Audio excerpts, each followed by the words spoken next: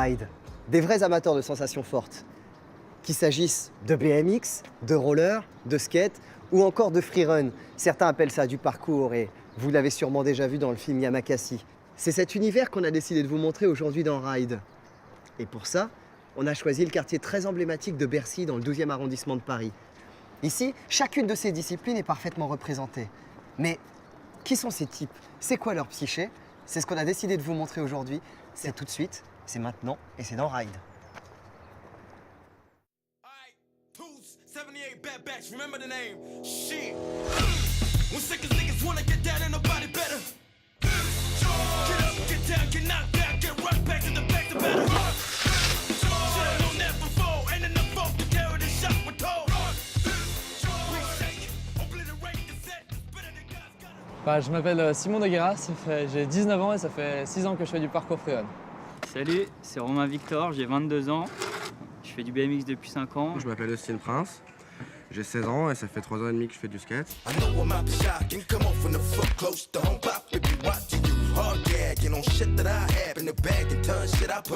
Donc moi je pratique du parcours et du freerun. Donc c'est des disciplines à part entière. Donc le parcours c'est l'utilisation des obstacles dans un but de franchissement utile. Et le freerun, c'est la créativité et donc les acrobaties et l'esthétisme. Le street, c'est skater dans la rue. Et voilà, généralement, en bande de potes, on fait une virée dans la ville et à la recherche de spots. Et en parc, moi, je suis plutôt à Courbe, donc ce qu'il y a juste derrière moi. La base du BMX, c'est le flat. C'est des figures au sol. La deuxième discipline en BMX, c'est le bicross, ce qu'on voit aux Jeux Olympiques actuellement. Il y a aussi du dirt en faisant des bosses de terre. Et il y a le street, ça c'est beaucoup plus récent comme discipline avec tout ce qu'on voit en ville, des sets de marche, des curves, des trucs comme ça. On essaye d'exploiter la rue comme on peut, quoi.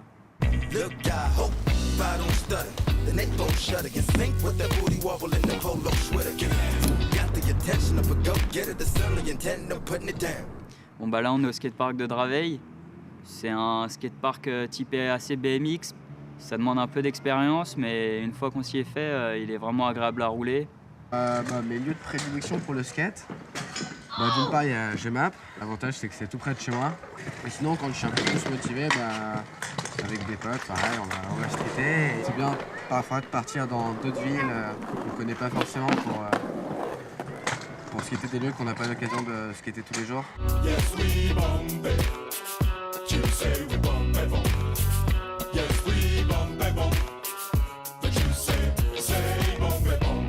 C'est-à-dire que ça fait partie de ma vie et de mon déplacement. À l'heure actuelle, quand je sors de chez moi pour aller à la bibliothèque, à la librairie, pour aller où que je me déplace de façon libre.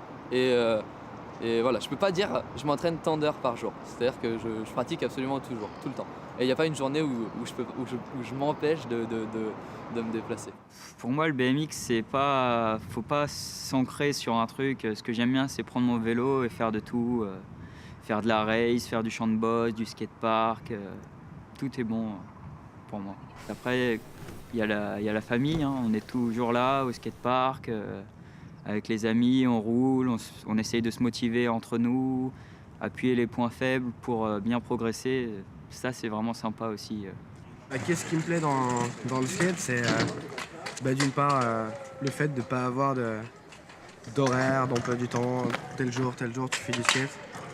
D'une part, il y a ça, et puis aussi il y a les potes, quoi. Maintenant, tous mes potes, c'est le skate surtout. Et c'est une famille. Du coup, voilà, c'est ça qui me plaît dans le skate.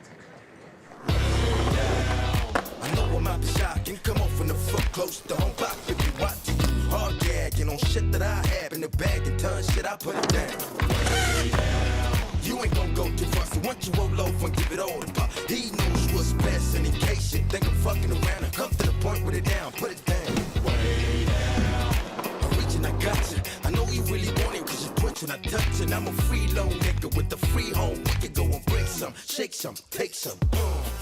La législation, contrainte numéro 1, c'est-à-dire que même si on la trépasse quelquefois en s'aventurant sur des toits, on n'est pas dans la légalité. Donc on a souvent les policiers ou même les riverains qui s'étonnent de notre présence et de nos activités parce que c'est pas considéré comme étant naturel, logique. Voilà.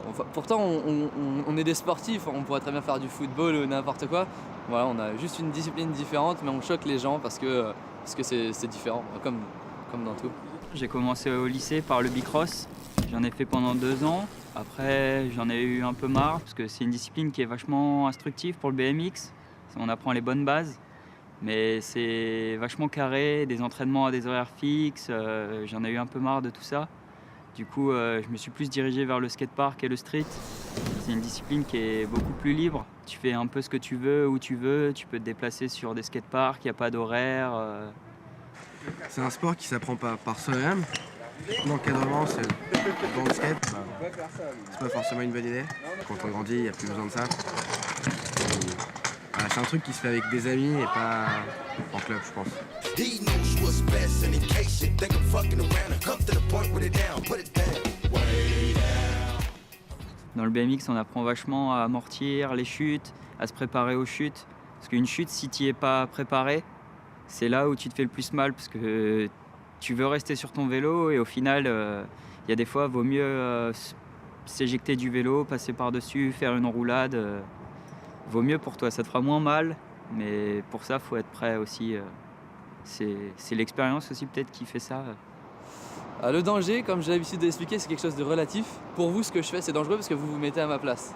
Mais moi, pratiquant de cette discipline, je sais que quoi que je fasse, j'en suis capable parce qu'il y a beaucoup d'entraînement derrière. Ça fait 6 ans que je fais ça.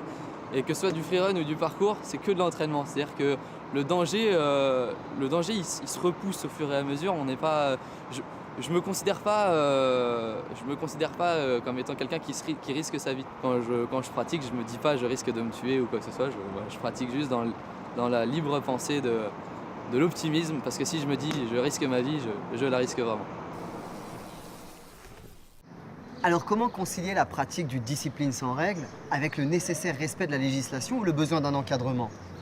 La pratique du ride se démocratise de plus en plus et aujourd'hui, il n'est pas rare de voir des marques de boissons énergisantes ou de sport y chercher leurs ambassadeurs, voire leurs égéries. D'un statut underground, cette popularisation s'est tellement accentuée ces dernières années qu'elle permet aujourd'hui à certains élus, des vrais chanceux, de vivre de leur passion. Bonjour, je m'appelle Manu Massabova. Bonjour, je m'appelle Wolf Renaissance. Donc je fais du vélo depuis 1986 à peu près. Je pratique le parcours et le freerun depuis à peu près 12 ans et demi, de manière bénévole dans des associations pour enseigner, mais notamment dans l'événementiel pour tout ce qui est show, clips vidéo et tournage de films, etc. Donc là où il y a besoin de parcours, de freerun ou simplement d'acteurs. Moi je fais énormément de shows, des spectacles. Il y a 3 semaines, j'ai fait l'avant-première de Jamel au Zénith par exemple, en attendant qu'il arrive. Donc ça c'est un très bon moyen d'en vivre aujourd'hui. C'est assez paradoxal de voir qu'on est en marge de la société, mais qu'on perce quand même dans le cinéma, quoi. On sait qu'on peut vivre de sa passion, donc d'accord, ça génère de l'argent, tout ça, mais on essaye de pratiquer toujours avec ce même plaisir, parce qu'au final, ce que les gens aiment quand on bouge, que ce soit devant une caméra ou hors caméra, c'est quand on prend notre plaisir, quand on prend notre pied à bouger. Non, toi tu prends celui-là, moi je prends celui-là, ok? À côté de ça, on peut donner des cours. Donc il faut avoir un brevet d'État pour ça, ou alors il faut avoir un diplôme. Moi, j'ai été champion de France en professionnel, ce qui fait que je n'ai pas besoin d'avoir le brevet d'État. Je peux donner des cours à des élèves. Donc, je donne des cours en parc, comme ici, et en flat, les figures au sol, le dimanche. De toute façon, je le faisais déjà depuis toujours, je le faisais, puisque chaque fois que quelqu'un venait sur mon spot, je lui donnais des cours. Aujourd'hui, maintenant, je suis payé pour le faire, c'est encore mieux.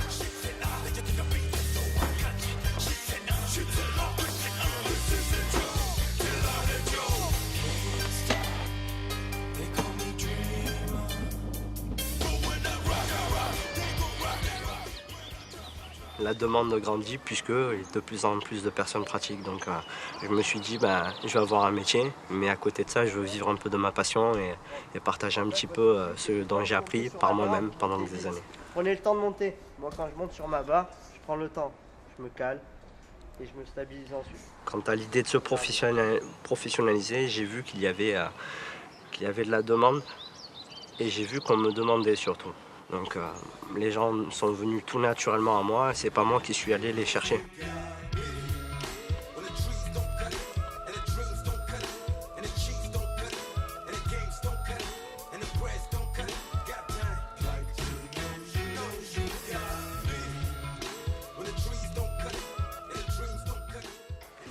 Les marques qui veulent se donner un petit côté jeune, underground, branché, un peu trash, se servent de l'image du skate et du BMX. Du coup, on nous voit assez souvent, on nous voit même un peu partout. On ne trahit pas l'image de notre sport pour autant parce qu'on reste fidèle à nous-mêmes, on ne nous impose rien. On garde notre style, on garde nos figures, on fait tout ce qu'on veut, c'est nous qui imposons ça puisqu'ils sont venus nous chercher. Et donc ils respectent nos choix, quoi. Quand même, faut pas oublier qu'on a un sport qui est en marge de société. C'est un sport qui reste interdit pour la pratique. C'est-à-dire par exemple à Paris, on n'a aucun endroit, on n'a aucun vrai spot où on peut pratiquer. On a un petit peu encore des soucis avec la police et les gens dans la rue qui ont du mal à intégrer le fait qu'on pratique un sport et qu'on ne soit pas là pour vandaliser les lieux, pour abîmer, dégrader et avoir un mauvais rapport avec les gens. Aujourd'hui, on est des marginaux et des hors-la-loi. Si on fait du vélo avec un vélo comme le mien la nuit, on se fait arrêter parce qu'on n'a pas de lumière, il faut un casque et tout ça. Donc pour l'instant, au niveau de la loi, on n'est pas au top, quoi. Mais bon, on s'en fout un peu, ça fait un peu l'essence de ce sport puisque c'est justement des sports un peu rebelles. Et voilà, ça va avec, hein. Se faire arrêter par les flics, ça fait partie un peu de notre vie, de notre sport, quoi.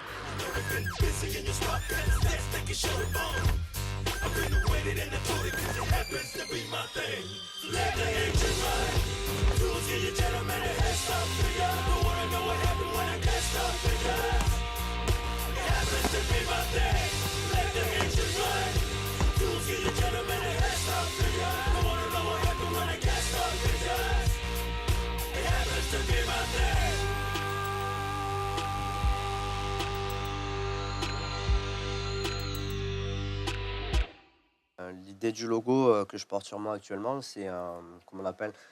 C'était plutôt un délire. Je cherchais à avoir quelque chose qui me ressemble.